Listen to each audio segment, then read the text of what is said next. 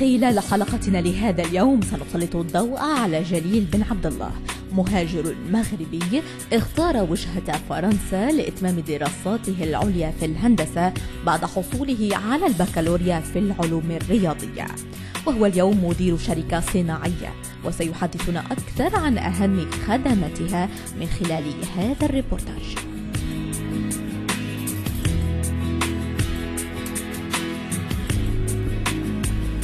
Jalil Ben Abdallah, je suis marocain, je suis naturalisé français et je vis à Alès, qui est une ville dans le Gard, à une 50aine de kilomètres de Nîmes et à peu près 70 kilomètres de Montpellier. Voilà, je suis directeur général, président-directeur général de la société SDTech, qui veut dire Solide Divisé Technologie, qui est une société spécialisée dans le domaine des nano et des microparticules à destination de différents secteurs industriels, notamment la pharmacie, la cosmétique, la chimie fine, la minérale et l'agroalimentaire.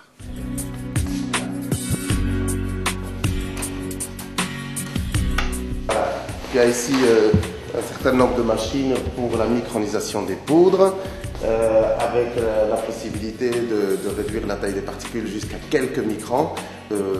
Nos secteurs d'activité, c'est la pharmacie, la cosmétique, la chimie fine, la minérale.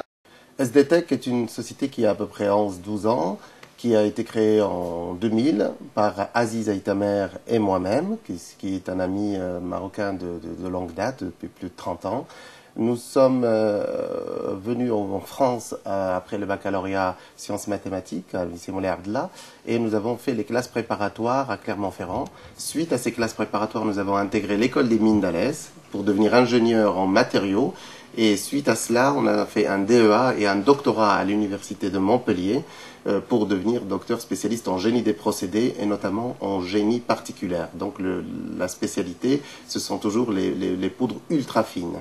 À l'issue de notre doctorat, nous avons décidé de créer notre entreprise qui est Solide Divisé Technologie, que nous avons basée et installée à Alès, parce que nous connaissions un petit peu l'environnement économique, l'environnement social et aussi l'environnement politique.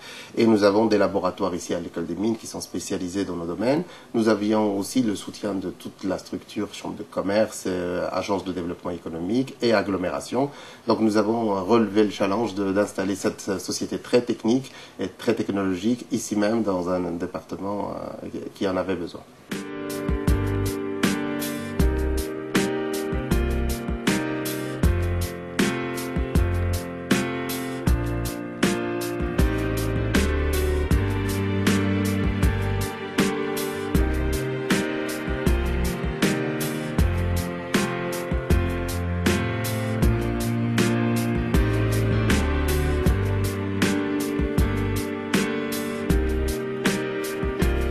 Je suis Aziz Aïtamer. Nous sommes dans les locaux de la société SDTech, une société que j'ai créée avec mon ami Jalil Ben Abdallah il y a une douzaine d'années maintenant. Donc la structure elle est dirigée par la direction qui est composée par Jalil et moi-même. Jalil, je pense qu'il vous a dit ce qu'il fait. Moi, je m'occupe plutôt de la partie administrative. Donc je suis directeur général. Toute la partie administrative et le suivi comptable de la société. Et je m'occupe aussi de la suivi de la clientèle. Donc tous les clients qui arrivent chez SDTech, c'est moi qui prends le premier contact, prépare les devis et les offres. Et puis je passe ensuite le relais à la production et à la recherche et développement. On a toujours travaillé dans le sens qu'est-ce que je peux faire pour garder ce lien affectif, relationnel, d'affaires avec le Maroc. Donc tous les Marocains ont cette problématique-là. Alors moi, et Aziz Aïtamer, mon ami, on a préféré rester dans nos domaines de compétences qui sont l'économie, le développement des entreprises ou la création d'entreprises. Et on a proposé nos services au Maroc et à la France, notamment dans la région dans laquelle on est, le Languedoc-Roussillon. Et aujourd'hui, par exemple, je suis conseiller pour la région Languedoc-Roussillon à travers une structure qui s'appelle Sud de France Développement pour pouvoir conseiller les entreprises de la région dans leur développement d'affaires avec le Maroc. J'ai été chargé de projet par la région dans la création de la maison du Languedoc-Roussillon à Casablanca, que je suis depuis le début jusqu'à maintenant avec Sud de France Développement. développement. On a établi des partenariats très importants entre, par exemple, la CGEM, qui est la Confédération Générale des Entreprises Marocaines, et la région Languedoc-Roussillon. Nous avons fait multiples missions économiques, techniques et d'échanges d'étudiants aussi, avec par exemple l'université d'Ifrane. C'était une époque lorsqu'elle était présidée par Rachid Ben Mokhtar, qui a été ministre de l'Éducation nationale.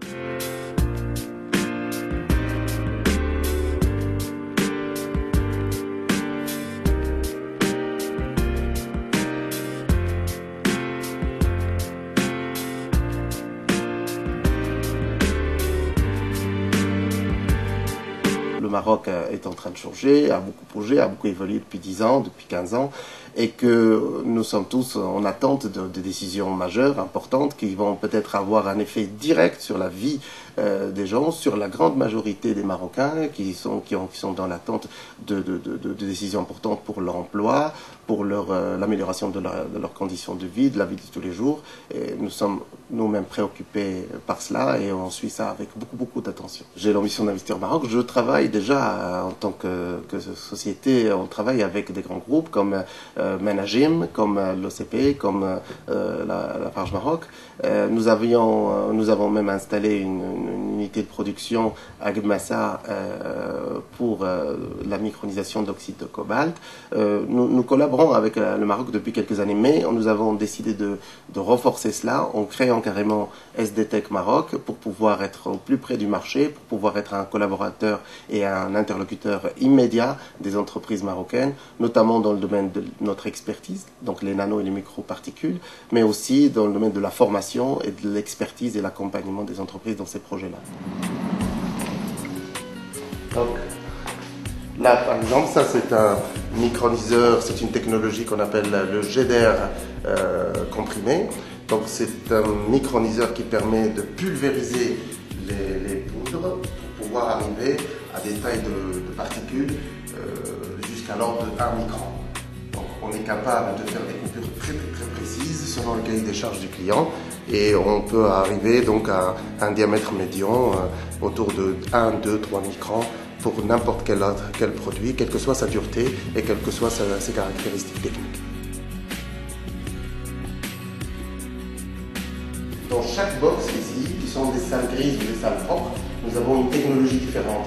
Tu vas trouver du tamisage, de l'agglomération, du mélange, de la micronisation, de la formulation de poudre. Chaque box, chaque salle blanche va contenir une technologie bien précise.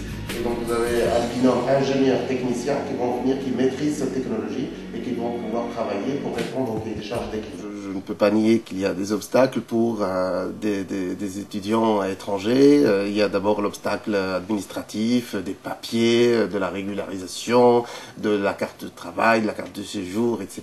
Bien sûr, nous avons été confrontés à ces problématiques-là assez tôt. Et il y avait des lois qui interdisaient à des étudiants de transformer leur carte de séjour temporaire en carte de séjour de résident. Nous avons été confrontés à cela. Il a fallu expliquer notre projet, il a fallu montrer notre bonne volonté, il a fallu que des hauts responsables ici en France croient qu'on est capable de leur apporter quelque chose et certains nous ont aidés pour pouvoir franchir ce pas. Donc la problématique administrative qui aujourd'hui est beaucoup d'actualité puisque certaines lois viennent compliquer la situation des étudiants marocains en France et ne leur permettent plus d'aller facilement trouver du travail même si les entreprises les sollicitent ou souhaitent les intégrer. Donc nous avons suivi cela aussi donc il y a plus d'une quinzaine d'années mais on a eu aussi bien sûr on peut voir le verre à demi plein ou à demi vide. Donc nous avions toujours nous un optimisme, on va dire, peut-être parfois excessif, et nous voyons toujours la partie pleine du verre.